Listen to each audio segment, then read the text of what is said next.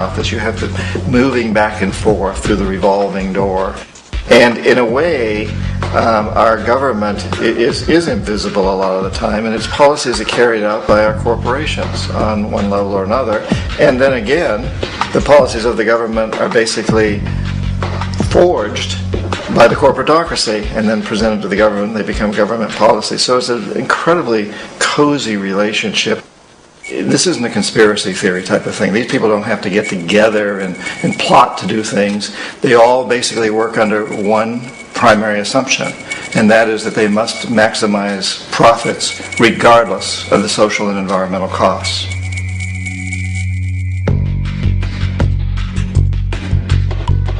This process of manipulation by the corporatocracy through the use of debt, bribery, and political overthrow is called globalization.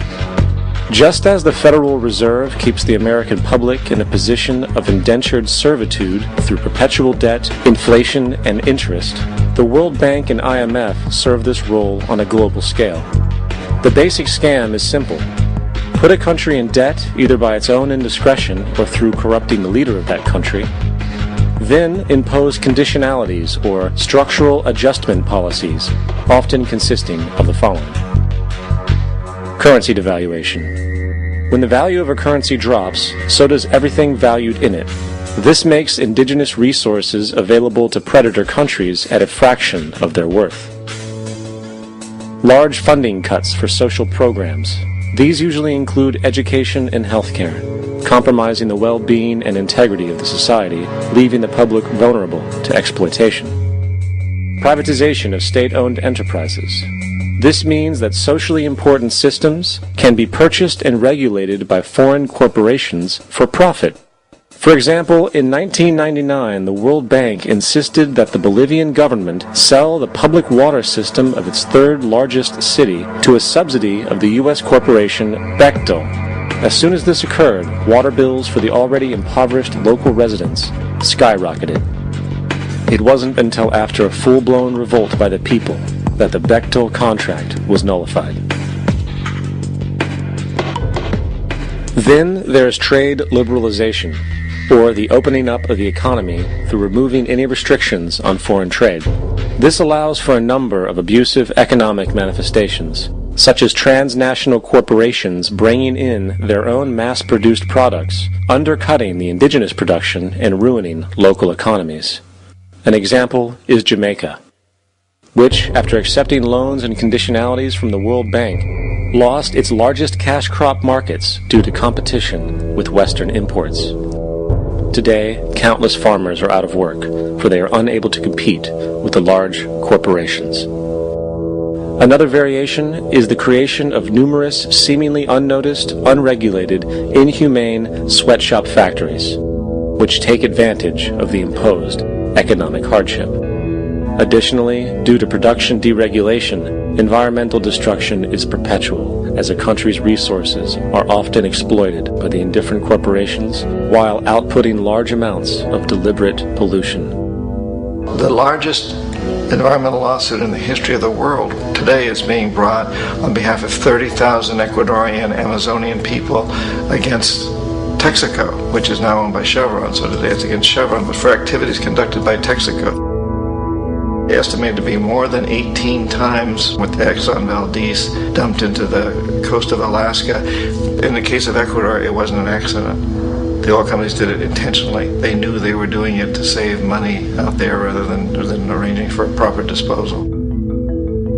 Furthermore, a cursory glance at the performance record of the World Bank reveals that the institution, which publicly claims to help poor countries develop and alleviate poverty, has done nothing but increase poverty and the wealth gap, while corporate profits soar. In 1960, the income gap between the fifth of the world's people in the richest countries versus the fifth in the poorest countries was 30 to 1. By 1998, it was 74 to 1. While global GNP rose 40% between 1970 and 1985, those in poverty actually increased by 17%.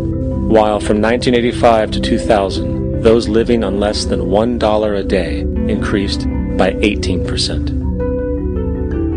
Even the Joint Economic Committee of the U.S. Congress admitted that there is a mere 40% success rate of all World Bank projects. In the late 1960s, the World Bank intervened in Ecuador with large loans. During the next 30 years, poverty grew from 50% to 70%. Under or unemployment grew from 15 to 70%. Public debt increased from 240 million to 16 billion, while the share of resources allocated to the poor went from 20% to 6%. In fact, by the year 2000, 50% of Ecuador's national budget had to be allocated for paying its debts. It is important to understand the World Bank is, in fact, a U.S. bank, supporting U.S. interests. For the United States holds veto power over decisions, as it is the largest provider of capital. And where did it get this money? You guessed it. It made it out of thin air through the fractional reserve banking system. Of the world's top 100 economies, as based on annual GDP, 51 are corporations, and 47 of that 51 are U.S.-based.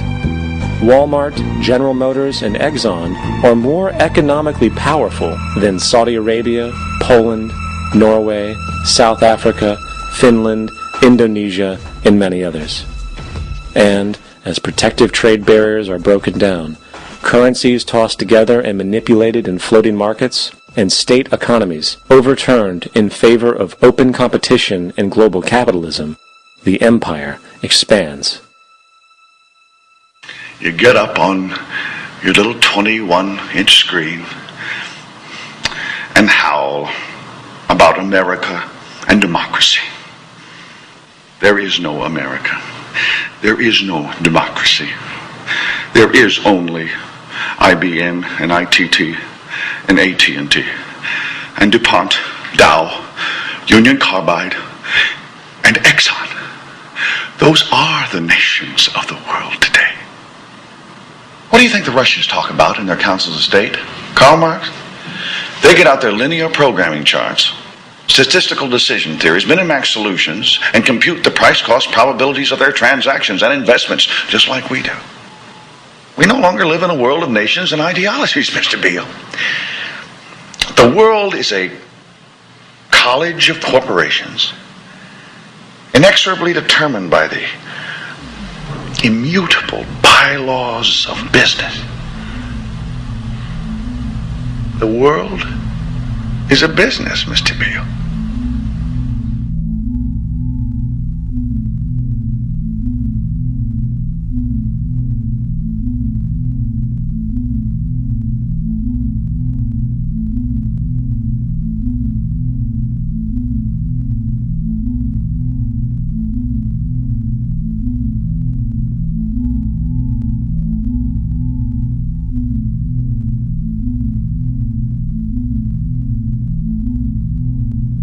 The world is being taken over by a handful of business powers who dominate the natural resources we need to live while controlling the money we need to obtain these resources. The end result will be world monopoly, based not on human life, but financial and corporate power. And as the inequality grows, naturally more and more people are becoming desperate. So the establishment was forced to come up with a new way to deal with anyone who challenges the system. So they gave birth to the terrorist. The term terrorist is an empty distinction, designed for any person or group who chooses to challenge the establishment. This isn't to be confused with the fictional Al-Qaeda, which was actually the name of a computer database for the US-supported Mujahideen in the 1980s.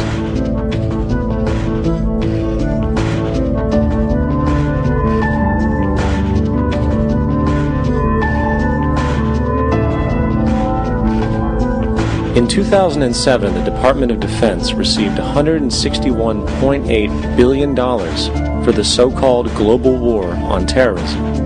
According to the National Counterterrorism Center, in 2004, roughly 2,000 people were killed internationally due to supposed terrorist acts.